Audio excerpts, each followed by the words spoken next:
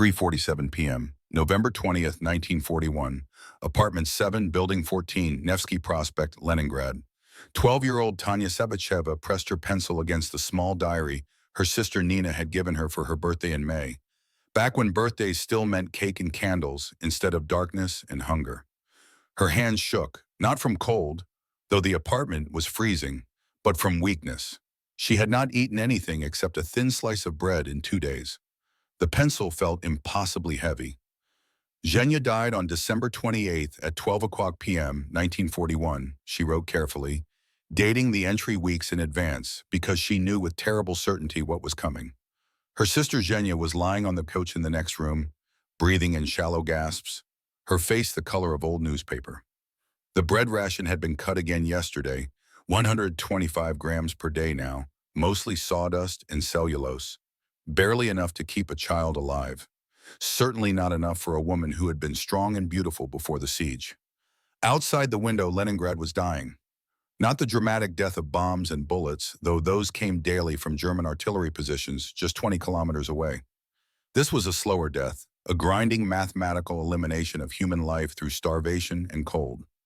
The temperature today was minus 22 degrees Fahrenheit, and it was only November. Winter had 3 more months to deepen. The city had no fuel for heating, no food reserves, no hope of resupply except across the frozen Lake Ladoga, a supply route that wouldn't be fully operational for weeks and might never deliver enough to matter. 3 million people were trapped in Leningrad when the German siege closed in September. Now 10 weeks later, 53,000 of them were already dead, most from starvation. By spring, hundreds of thousands more would join them, dying in their beds, in the streets, at their workstations, in trams that stopped running and became frozen tombs.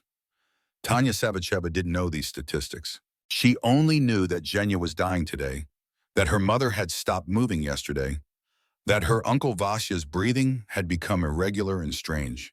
She would document them all in her diary, 9 pages of deaths in careful handwriting, the most famous chronicle of the siege of Leningrad. A document of extinction written by a child who would not survive to read it. If you want to understand the true cost of war beyond battles and strategy, please subscribe. These stories of survival and suffering deserve to be remembered and told completely.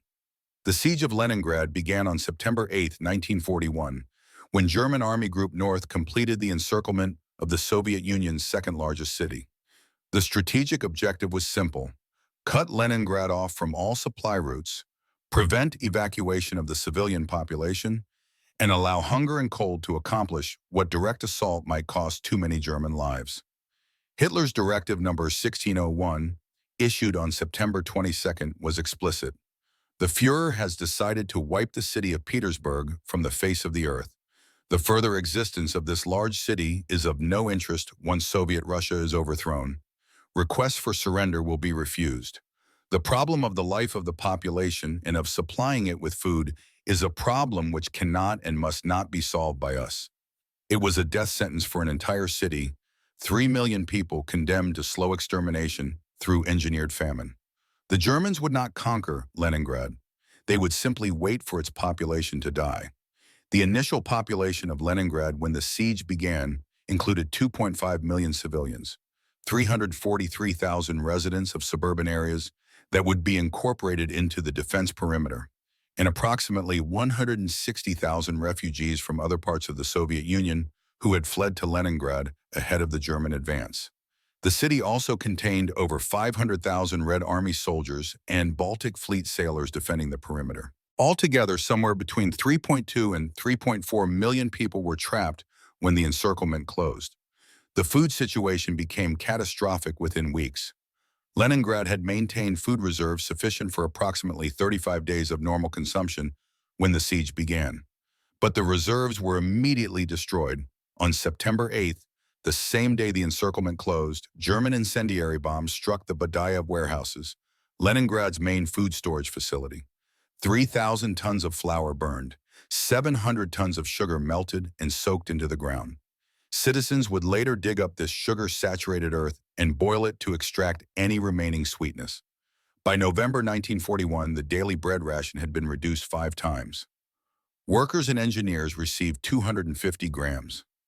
Everyone else, women, children, the elderly, the unemployed, received 125 grams. This bread was 50% sawdust, 30% cellulose made from cottonseed, and 20% actual grain. It contained almost no nutritional value and tasted like damp cardboard mixed with dirt. This was all most civilians received per day. 125 grams of pseudo bread and nothing else. No meat, no vegetables, no fat, no sugar. Just 400 calories daily when the human body requires 2,000 to function and far more in sub-zero temperatures. The cold arrived early and hit with unprecedented severity. November 1941 temperatures dropped to -20 Fahrenheit. December brought -30. January 1942 saw -40, the coldest winter in Leningrad's recorded history. The city had no fuel for heating. Coal reserves were exhausted by December. The electrical grid failed as hydroelectric dams froze. There was no gas for cooking, no wood for burning. Citizens had already stripped furniture, doors, bookshelves, even wooden fences from the streets, burning everything combustible just to create a few minutes of warmth. Elizaveta Sheripina was 34 years old, a school teacher with 2 children when the siege began. Her husband was at the front with the Red Army, his fate unknown. By December, she was burning her daughter's wooden toys for warmth, a few sticks of wood that provided heat for perhaps 20 minutes. Her diary entry from December 14th, 1941. Burned Katya's dollhouse today. She cried, but the room was so cold we could see our breath, even under the blankets. The fire lasted 18 minutes. Then the cold returned. Katya stopped crying after a few minutes because crying takes energy she doesn't have. We are becoming too weak even for grief. The death toll accelerated with mathematical precision. In September 1941, approximately 10,000 civilians died, mostly from German shelling. In October, 15,000 died, malnutrition beginning to show effects. In November, 53,000 died, hunger now the primary killer. December 1941 was when the true dying began, 52,881 recorded deaths, though the actual number was certainly higher, as many deaths went unrecorded when entire families died with no one to report them. January 1942 brought apocalypse. The official death toll was 96,751 civilians, but historians estimate the true number exceeded 120,000. That's 4,000 people dying every single day. The city's morgues were overwhelmed within days. Bodies piled in the streets because the ground was frozen solid. No grave could be dug. The dead remained where they fell, covered by snow, becoming part of the landscape. People walked past frozen corpses without glancing at them. Death had become too common to notice. Dr. Mikhail Chernov worked at Hospital Number 28 on the Petrograd side. His medical records from January 1942 documented the systematic disintegration of human bodies under starvation. Patient presents with dystrophy grade 3, tissue wasting, edema in legs and abdomen from protein deficiency, heart rate reduced to 40 beats per minute, body temperature 94 degrees, mental confusion. Patient expired 47 minutes after admission. Cause of death: alimentary dystrophy, medical terminology for death by starvation. We admit 50 patients daily. 48 die within 24 hours. We have no treatment to offer because the treatment is food, and we have no food. The human body can survive approximately 30 to 40 days without food, depending on initial body mass and environmental conditions. In Leningrad's cold, where the body burned calories just trying to maintain core temperature, starvation proceeded faster. People went through predictable stages. First, the body consumed fat reserves, then muscle tissue, then organs began failing, heart, liver, kidneys breaking down to fuel basic survival functions. In the final stage, victims developed dystrophic edema, their bodies swelling with fluid as protein deficiency destroyed cellular integrity. They became grotesque parodies of life, swollen faces and bellies on skeletal frames. Then they died, usually at night, usually in their sleep, as the heart simply stopped. Nina Petrovna, age 47, kept a detailed diary documenting her family's decline. December 28th. My husband Dmitry can no longer walk. His legs have swollen to twice their normal size. He lies in bed all day, sleeping mostly. He has not eaten in 3 days. He gives his ration to our daughter. I tell him to eat, but he refuses. He is choosing to wow so she might live. January 4th, 1942. Dmitri died sometime during the night. I woke and he was cold beside me. I should feel grief, but I feel nothing. The cold has frozen something inside me, some capacity for emotion that no longer works. I left his body in the bed. It is warmer to sleep next to a body, even a dead one, than to sleep alone. January 9th. Pulled Dimitri's body into the hallway today. I needed the blankets. His ration card is still valid for another week. I am considering whether to report his death or to continue collecting his ration. This makes me a criminal, but we are all criminals now. Morality requires energy we no longer possess.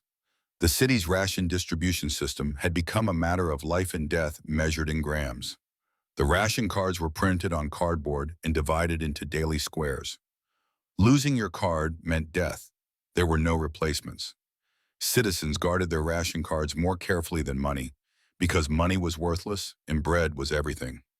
A black market emerged where a single ration card could be sold for 3,000 rubles, more than most workers earned in 6 months before the war. But selling your card meant death in a week, so only the most desperate sold. The bread lines formed before dawn, people standing in minus 30-degree cold for hours waiting for the bakeries to open. Many died in the lines, collapsing from weakness, freezing where they fell. The survivors would step over the bodies and shuffle forward. When someone fell in line, their neighbors would check for a ration card before checking for a pulse. By January 1942, Leningraders were eating anything remotely organic. They stripped wallpaper from walls and boiled the paste, made from potato starch in better times. They boiled leather belts, shoes, and book bindings until the leather dissolved into a gelatin-like substance that could be choked down. They ate petroleum jelly, which provided calories but caused severe dysentery. They ate cottonseed cake, normally used for animal feed, which caused digestive hemorrhaging. They made soup from carpenter's glue, which was made from animal bones and hooves. They fried library paste in linseed oil. They consumed anything that could be swallowed. Carpenter's glue became a prized commodity. A 200-gram piece could be traded for a day's bread ration. The glue was boiled into a thick liquid, allowed to cool into a jelly, then fried if any cooking oil could be found, or eaten cold if not. It tasted vile and provided minimal nutrition, but it filled stomachs that had been empty for weeks. Vera Inber, a poet trapped in Leningrad, wrote, "We have learned that human beings can eat glue, can eat sawdust, can eat things that are not food and continue living. But we are not really living. We are postponing death, day by day, hour by hour, with substances that mock the idea of sustenance." The city's animals disappeared first. Pets were eaten within the first 2 months. Dogs, cats, even birds. Anything living was food. The Leningrad Zoo tried to protect its animals, but by December, most had been slaughtered by desperate citizens who broke in at night. The elephants died of starvation. No one could kill and butcher something that large before being caught. But everything smaller was taken. Pigeons vanished from the city entirely by January. Crows, normally abundant, were hunted to extinction by February. Any living creature that could be caught and killed became food. Then the unthinkable became reality. By January 1942, the Leningrad police began investigating cases of cannibalism. The first arrests were made on January 13th, 3 people caught with human flesh in their apartments. The NKVD, the Soviet secret police, initially tried to suppress these reports, but the cases multiplied too rapidly to hide. By March 1942, police had documented over 2,000 cases of cannibalism, and those were only the ones discovered. The actual number was certainly higher. There were 2 categories of cannibalism officially recognized by Leningrad authorities. The first was corpse eating, consuming the dead. This was typically charged as desecration of bodies and carried sentences of 8 to 10 years in labor camps. The second was murder for meat, killing people to eat them. This carried the death penalty and was almost always executed immediately. Police Major Yakov Rivkin headed the NKVD unit responsible for investigating cannibalism cases. His reports, discovered in archives after the Soviet Union collapsed, documented the systematic breakdown of human morality under extreme starvation. Case 174, woman age 39 arrested with human liver found in her apartment, claims she found the body in the street and cut pieces off before anyone noticed. Sentenced to 10 years. Case 203, man, age 52, killed his neighbor with an axe, dismembered body in bathtub. Approximately 30 kilograms of flesh recovered. Sentenced to death, executed February 7, 1942. Case 441, mother arrested for killing and eating her 3-year-old daughter. Investigators found child's remains partially consumed. Woman showed no remorse, stated she was dying anyway, at least her death fed me for 3 more days. Executed February 19th. The cannibalism cases traumatized even hardened NKVD investigators. These were not criminals in any normal sense. They were ordinary citizens, teachers, engineers, mothers, grandparents, driven to moral dissolution by hunger that no human mind can truly comprehend unless experienced. Rivkin wrote in a private letter discovered later, "I have interrogated murderers, traitors, and spies. Those I could understand, their motives were human even if their actions were evil. But these cases, these are people who have passed beyond humanity into something else. They weep as they confess. They know what they have done is monstrous. But hunger is more powerful than conscience. And when you are starving to death, morality becomes a luxury you can no longer afford." The city's transport system collapsed entirely by January 1942. The electric trams, Leningrad's primary public transportation, stopped running when the power grid failed. Trams froze on the tracks with passengers inside who had died during the journey. These frozen trams remained on the streets for months, macabre monuments containing the bodies of people who had simply been too weak to continue living. Route 47 along Nevsky Prospect had 4 trams frozen in place from January through March, each containing between 15 and 30 bodies. No one had the strength to remove them. The trams became tombs. Survivors who lived through the worst months described a city of ghosts. Streets that once held 2 million people were now empty except for occasional figures moving slowly, carefully, conserving every ounce of energy. People fell in the streets and bawed, and no one stopped. There was no strength for compassion. You walked past bodies because you had to reach your destination before your own strength failed. The snow covered the dead, creating strange mounds along sidewalks, burial mounds made by weather rather than grief. Dmitry Likachev, a scholar trapped in Leningrad, wrote, "The city had become silent. No cars, no trams, no voices, just the sound of wind and the distant thunder of German artillery. When you walked through the streets, you heard your own footsteps echoing and nothing else. Sometimes you would see someone ahead of you walking, and you would watch them collapse, falling forward into the snow, and you would walk past them because there was nothing you could do. We were all dying. Some of us simply hadn't fallen yet. Yet even in this hell, stubborn resistance continued. The Kirov factory continued producing tanks despite workers collapsing at their stations from hunger. Dead workers would be removed and replaced by others barely alive themselves. Production slowed but never stopped entirely. The artillery factories continued casting shells. The munitions plants continued filling them.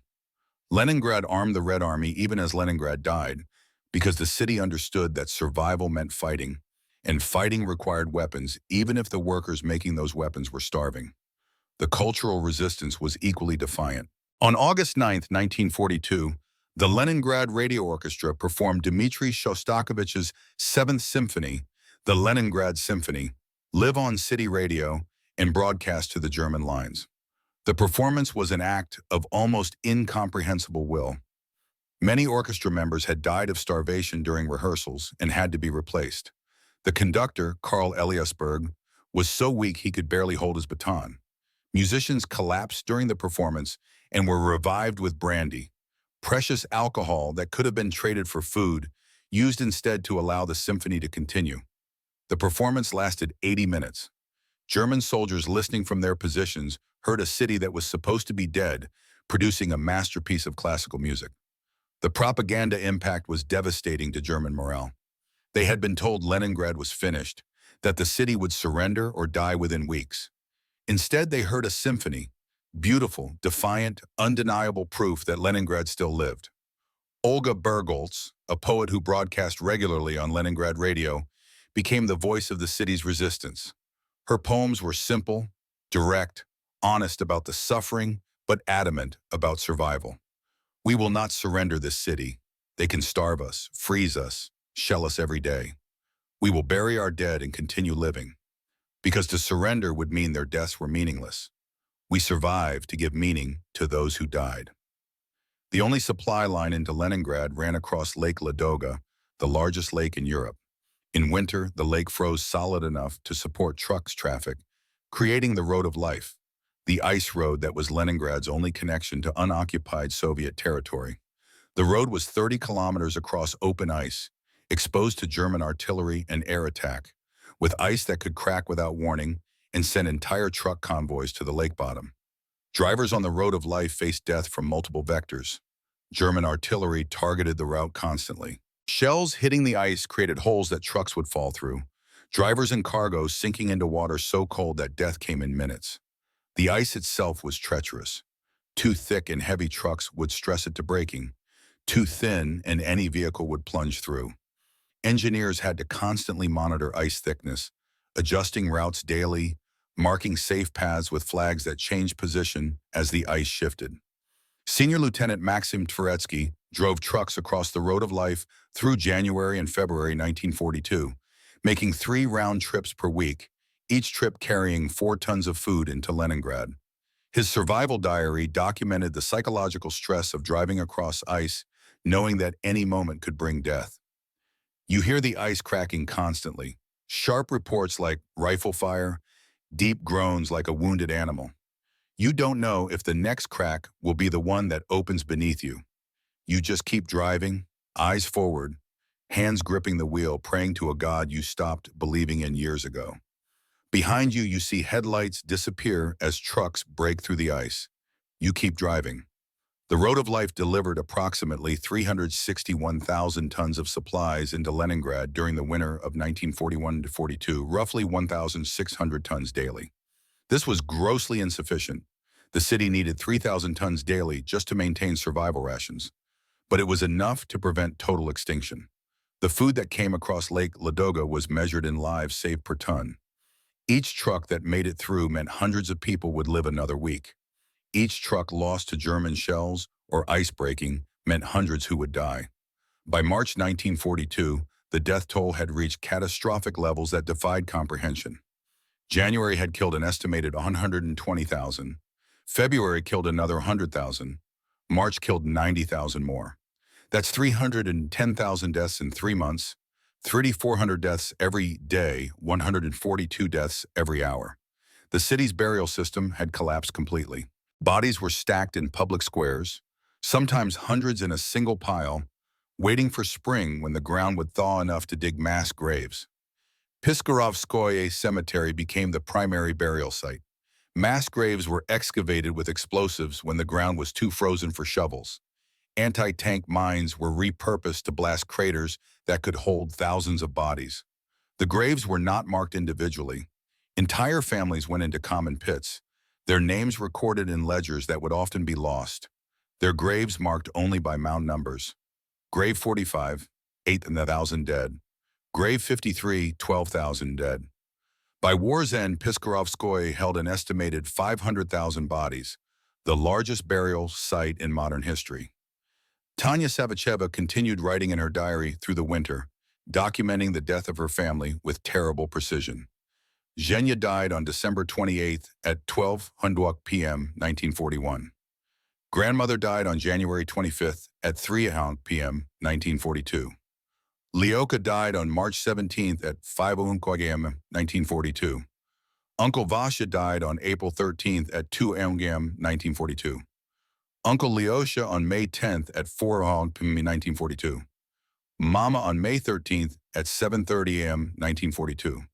The final page of her diary read simply, "The Savichevs are dead, everyone is dead, only Tanya is left." Tanya was evacuated from Leningrad in summer 1942, but she had starved too long. Chronic malnutrition had destroyed her intestines and weakened her heart beyond recovery. She died on July 1st, 1944, at age 14, in a hospital far from Leningrad. Her diary survived and was used as evidence at the Nuremberg trials, documenting the systematic murder of civilians through engineered famine. The siege did not break until January 18, 1943, when Soviet forces finally opened a narrow land corridor south of Lake Ladoga, creating a tenuous supply line into the city. But the encirclement was not fully lifted until January 27, 1944, when the Red Army drove German forces away from Leningrad permanently.